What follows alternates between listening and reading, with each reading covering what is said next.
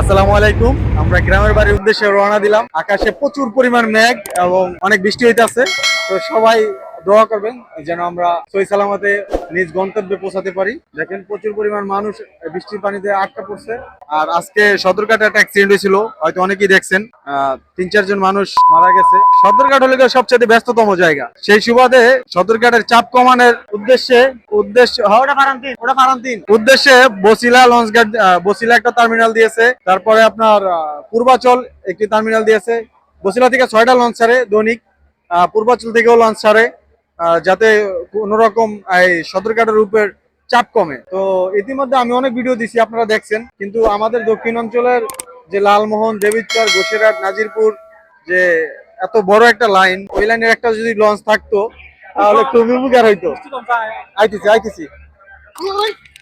বাবারে।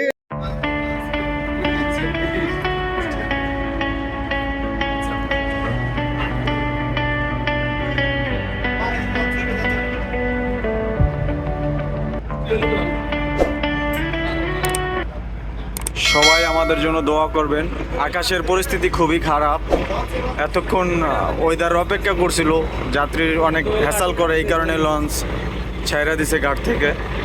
দেখতে পাচ্ছেন যে বিজলি চমকাইতেছে। তো আপনারা সবাই আমাদের জন্য দোয়া করবেন যাতে আমরা সহি সালামতে আমরা গন্তব্যে পৌঁছাতে পারি। তো সবার ঈদযাত্রা শুভ হোক, সবার জন্য দোয়া রইল। আপনারাও আমাদের জন্য দোয়া করবেন ইনশাল্লাহ।